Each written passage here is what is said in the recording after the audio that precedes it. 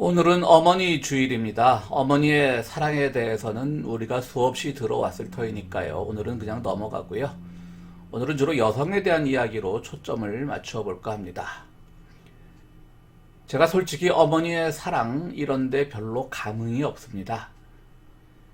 우리 어머니가 아주 냉정하고 객관적인 분이었기 때문에 보통의 가정에서 느끼는 그 모성과 또 자식들의 효도 이런 거와는 좀 거리가 멀게 자랐습니다. 뭐 그게 싫었거나 나빴다는 뜻은 아닙니다. 오히려 저는 그런 분위기가 좋았습니다. 그리고 주체적 삶을 사셨던 어머니 덕분에 여성에 대한 인식도 제 또래의 남성에 비하면 조금 앞서 있지 않나 혼자 이렇게 착각을 해봅니다. 저희 어머니는 1929년생으로 지금은 92세죠. 한국 나이로. 한국에서 형님과 함께 살고 계신데요. 뭐 건강하다고는 할 수 없지만 그래도 요양원에 갈 정도는 아니고 이런 코로나 전국도 잘 넘기고 계십니다. 요즘 들어 남성들의 가사 또 육아에 대한 참여가 저희 아버지 세대 그리고 제 세대에 비한다면 요즘 젊은 층에서는 많이 변한 건 사실이죠. 하지만 그것으로만 남녀 평등이 이루어졌다고 또 여성들의 권익이 많이 향상되었다고 속단하기에는 이릅니다. 남성들의 인식이 혁명적으로 바뀌어야 하는데 솔직히 말해서 저부터도 쉽지 않습니다. 그래서 오늘은 아직 저도 멀었지만 책을 통해서라도 배워보자는 뜻에서 주로 여성 관련 페미니즘 책을 몇 권 여러분에게 소개해 드릴까 합니다.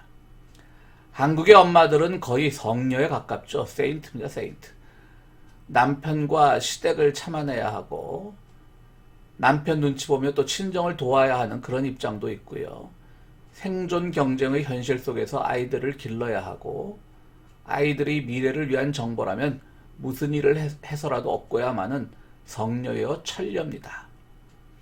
조선사회는 여성의 희생을 연려로 칭송했고요. 현대사회는 모성애라는 이름으로 칭송하면서 여성의 역할을 계속 희생의 이미지 속에 가두어두고 있습니다. 그럼 모성이란 뭘까? 엘리자베스 백 게른스하임 독일 사람인데 이름이 참 어렵네요. 이분이 지은 모성애의 발명, 또 부제로서는 엄마라는 딜레마와 모성애의 부담에서 벗어나기라는 책을 보면요. 아예 서문부터가 강요된 어머니 상과의 결별을 위해 라고 이렇게 붙어 있습니다. 이 책을 잠깐 살펴보면요. 산업화 시대를 살던 기혼 여성에게 어머니가 되는 것은 지극히 당연한 삶의 소명이었습니다. 즉 기혼 여성에게는 아이를 가질 것인가 말 것인가 선택권이 없었던 것이죠. 아이들을 낳으면 그들은 노동력을 제공하고 또 부모의 노후를 위한 수단이 되었습니다. 또 결혼이란 제도도 결혼을 통해 경제적 변화를 생각했던 것이 사실이고요. 뭐 아직도 남아있는 지참금 제도 같은 것들 동남아시아에 좀 남아있죠. 그 흔적입니다. 산업사회에 오면서 개인의 자율성이 중시되기 시작했지만 그러나 개인의 자율성은 남성들에게만 해당되는 것이었으며 여성은 오히려 그 어느 때보다 가정의 틀 속에 갇히게 되었다는 겁니다. 그 이유는 이 시기에 일터와 생활 공간이 분리되었다는 점에서 찾을 수 있는데요. 다시 말해서 예전에는 집 앞에 텃밭을 가꾸어서 온 가족이 같이 공동으로 노동에 참여하고 그래서 공동의 수확물을 얻어서 자급자족하는 시스템이었다면 사회가 분화되면서 이제 남편은 일터로 여성은 가정으로 그렇게 생활 공간이 분리됐다는 것이죠. 여성의 활동 영역이 가정으로 국한되면서 아이를 돌보는 일은 여성의 가장 중요한 과제가 되었습니다.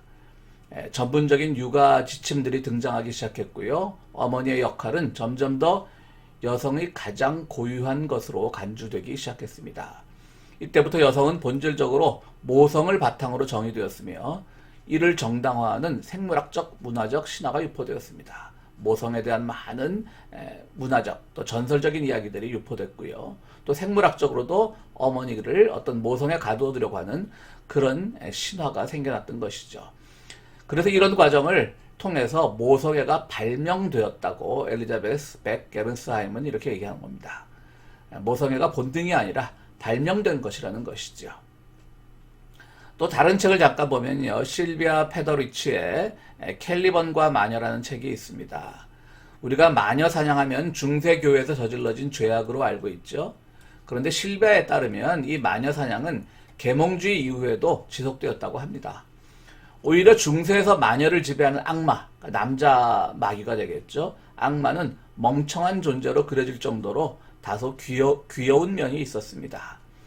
우리 민담에 나오는 혹부리 영감의 노랫소리에 반해 혹을 떼어준 도깨비처럼 순진하고 잘 속는 마귀의 이미지가 서구 중세에서도 크게 다르지 않았던 것이죠.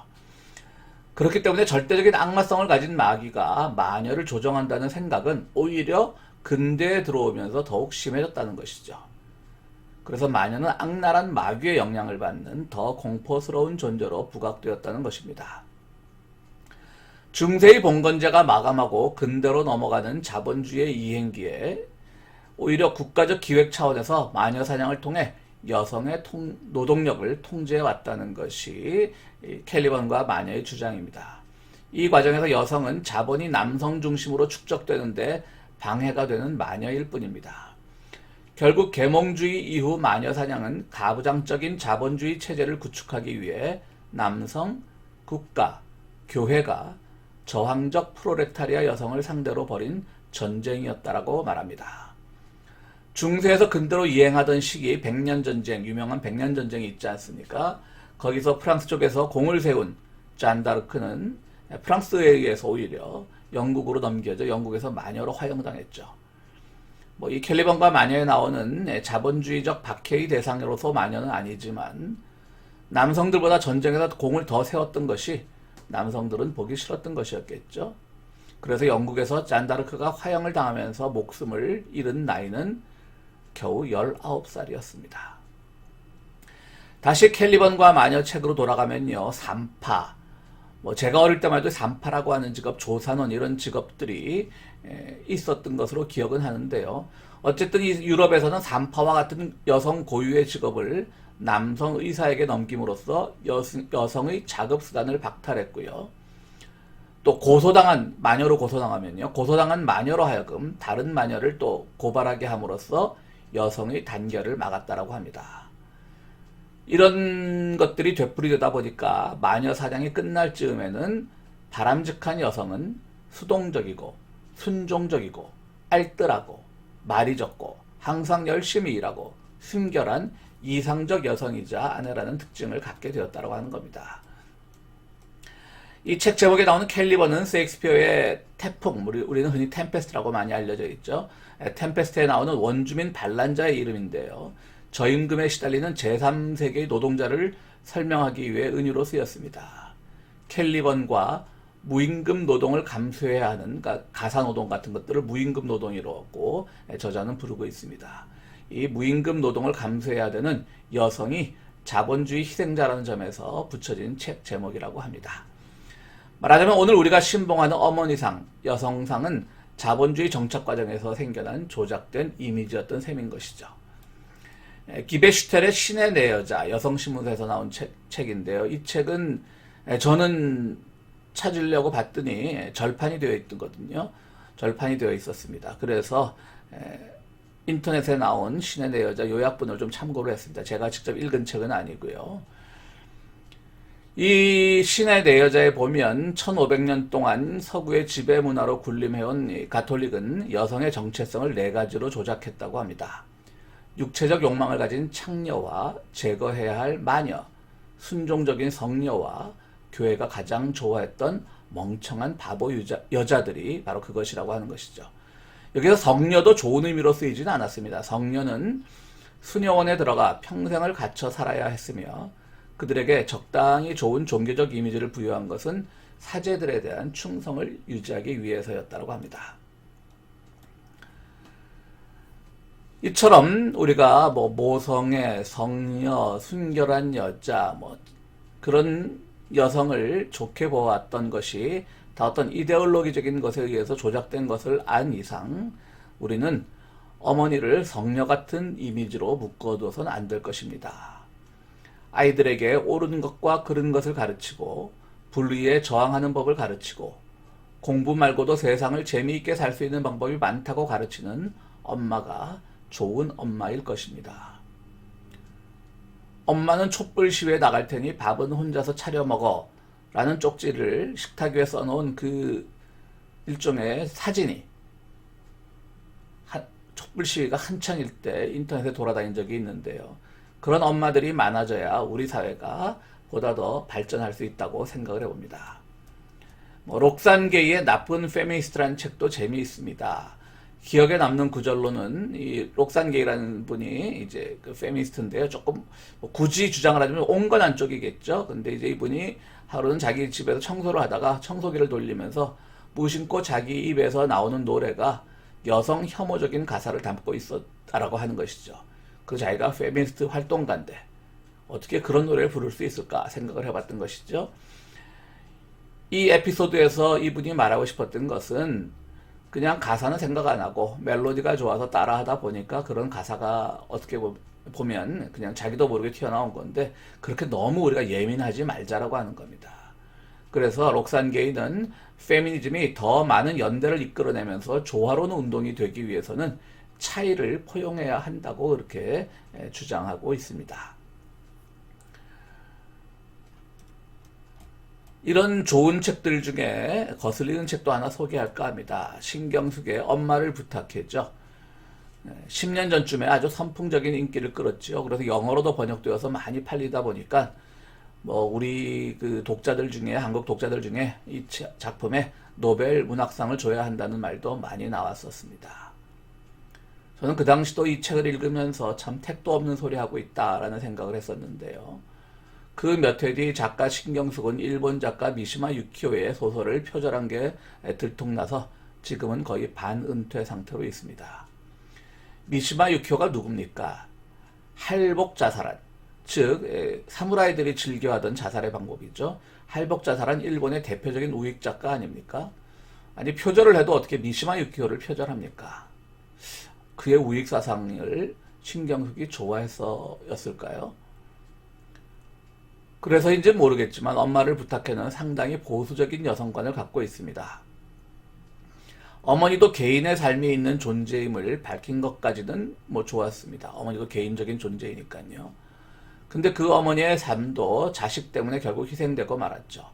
이 소설은 다층적인 형식으로 구성되어 있는데요. 뭐냐면 아들과 딸과 남편이 각각 엄마를 회상하는 형식인 것이죠.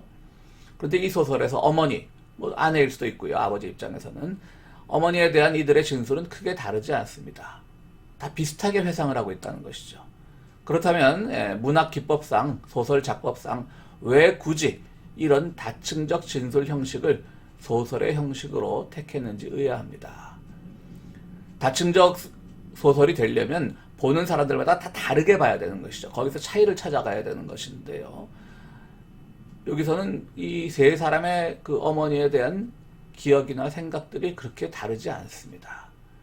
그런 점에서 영화 메디슨 카운티의 다리에서 자녀들이 나중에 어머니 사후에 보여주는 태도는 훨씬 더 성숙하고요. 또 영화로서는 펄픽션이라고 하는 그 대표적인 영화가 있죠. 이것이 다층적, 즉 다양한 관점에서 하나의 사건을 보는 그런 영화인데요. 이것도 아주 훌륭한 영화입니다. 그렇게 할 때에만 이 다층적 관점이라는 게 의미를 가지는데요. 많은 평론가들이 신경숙의 엄마를 부탁해에서는 다층적 관점이 쓰일 필요가 없었다라고 그렇게 분석들을 합니다. 결국 신경숙도 어머니에 대한 전통적인 한계를 넘지 못하고 어머니 다음에 묶어두고 말았습니다. 그래서 작가 장정일은 신경숙의 소설을 가리켜 귀신의 궁시렁이라고 아주 폄하하고 있습니다. 왜냐하면 소설 속에서 어머니는 귀신의 형태로 등장하기 때문입니다. 전통적인 어머니관에 대한 재해석도 없고 다층적 시각의 긴장감도 없기 때문이라는 것이죠. 일본 작가 나자이 오사무의 산화라는 소설의 일부를 소개합니다. 인간 실격이라는 소설로도 유명한데요. 이것은 단편 산화에 나오는 한 부분입니다. 어머니에게 언제가 제일 행복했냐고 물었다. 어머니는 한참 생각하더니 너희 낳아서 키울 때가 제일 행복했다고 말했다. 순간 나는 어머니의 그 인생이라는 것에 절망하고 말았다. 고작 아이에게 행복을 걸다니. 그렇다면 나는 어머니에게 무덤이었구나 하고 생각했다. 사랑에서 어떤 존재가 다른 존재에게 무덤이 되어서는 안 된다. 다자이 오사무도 미시마 유키오처럼 자살을 하죠. 근데 이제 다자이 오사무는 할복은 아니고 투신 자살합니다. 두 사람의 인생은 다릅니다. 미시마 유키오는 완전히 국가주의 우익이었고요. 말씀드렸듯이 할복이라는 자살의 방법을 택했고요. 다자이 오사무는 젊을 때부터 사회주의 운동에 가담했습니다. 물론 이 산화라는 소설의 내용이기는 하지만 자신의 탄생이 어머니의 무덤이라는 그런 염세적인 내용은 아마도 작가의 염세적인 세계관과 상당히 닿아있을 것입니다. 그는 이 마지막 그가 목숨을 잃은 투신 자살이 그의 7번째인가 8번째 자살 시도였 끝에 어떻게 표현해야 될까요? 성공했다고 할까요? 참 슬픈 이야기지만요. 하여튼 20대, 10대 때부터 엄청나게 자살 시도를 많이 했습니다. 굉장히 염세적인 세계관을 갖고 있는 작가이면 틀림없죠. 그렇기 때문에 그가 봤던 어머니관, 즉 나의 탄생이 어머니에게 무덤이었다라고 하는 그 염세적인 세계관을 옳다고는 할 수 없겠지만요. 그래도 저는 사랑에서 어떤 존재가 다른 존재에게 무덤이 되어서는 안 된다는 말에는 울림이 있다고 생각합니다. 어머니로서 또 러시아 정교회 신부의 아내로서 역할에 머물지 않고 러시아에서 사회주의 혁명가로 활동했던 김 알렉산드라, 우리식으로 말하면 고려인이 되겠죠. 러시아계 우리 한인들을 고려인이라고 부르니까요. 김 알렉산드리의 삶도 존경할 만합니다. 이분은 이제 20세기 초에 활동했던 것이죠. 볼셰비키 혁명 그 당시에 활동했는데요. 공산주의자로 유명한 이동휘가 공산주의를 배우기도 전에 김 알렉산드리아는 극동인민위원회의 외교관이자 러시아 볼셰비키의 극동방면 지도자 중 한 명이었습니다. 이동희가 공산주의에 관심을 가지게 된 이유도 바로 알렉산드리아에 의해 이동희가 석방되었기 때문입니다. 그러나 그는 아직도 완전히 소멸되지 않았던 백군, 그러니까 고대 러시아 제정 마지막 짜르를 추종하는 사람들이죠. 백군들에 의해 잡혀서 결국은 젊은 나이에 사형당하고 마는데요. 그가 사형당하면서 했던 말이 많이 알려져 있습니다. 그녀가 사형당할 때 마지막 소원이 8보만 걷게 해다오 였다고 합니다. 8걸음만 걷게 해다오 였다고 합니다. 왜 하필 8보냐라고 물으니 비록 가보진 못했지만 우리 아버지 고향이 조선인데 팔도라고 들었다.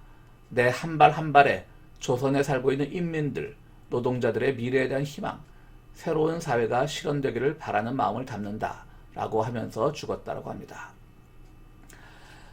이동휘 선생은 공식적인 한국의 최초의 사회주의 운동가이지요. 이 사람은 전도사로도 불렸습니다. 아주 독실한 감리교인이었습니다. 또 김 알렉산드라는 러시아 정교회 신부, 러시아 정교회 신부들은 결혼을 하니까요. 아내, 흔히 말하는 사모죠. 러시아 정교회 신부의 사모입니다. 한국의 초기 기독교는 이랬는데 오늘날은 왜 이렇게 됐는지 참 여러 가지를 생각나게 합니다. 또 이야기가 갑자기 어머니 이야기에서 사회주의 혁명 이야기로 옆으로 셀까봐 그 이야기는 다음 기회로 미루겠습니다. 오늘 이 이야기를 하기 위해 최근에 나온 김 알렉산드라 평전 만화를 한국 서점에 주문해 놨는데요. 아직 도착을 안 해서 와야 되는데 요즘 우편물이 좀 늦어지는 모양입니다. 도착을 안 해서 자세한 이야기는 못하겠습니다. 여러분들 교회 돌아오시면 도서관에 그 김 알렉산드리아 평전 만화를 비치해 놓겠습니다. 어머니 주일입니다. 우리의 어머니가 옆에 있다면, 아니 우리가 어머니로 살아간다면 성녀도 되지 말고 마녀도 되지 말고 엄마에게만 머물지도 말고 그냥 독립적인 여성으로서의 행복한 정체성을 찾기 바랍니다. 예수님과 이야기를 나누는 마리아와 달리 부엌에서 음식을 준비하던 마르다를 타박하셨던 예수야말로 여성이 부엌으로부터 해방되는 걸 가장 바랬던 분이 아닌가 그런 생각을 해봅니다. 앞서 소개했던 기베슈텔의 신의 네 여자에 나오는 교회가 가장 좋아했던 멍청한 바보 여자들이 되지 말라고 예수는 사마리아 여인, 수로보닉의 여인, 돌을 맞을 뻔한 여인 등 만나는 여성들마다 모두 주체적으로 살아가라고 그렇게 말씀하셨습니다. 오늘 우리 어머니 주일이지만 어머니보다는 한 여성에 집중해서 여성이라고 하는 존재가 어떻게 살아가고 어떻게 자기의 삶을 가꿔야 되는지 몇 개의 책으로부터 그 지혜를 찾아봤습니다. 감사합니다.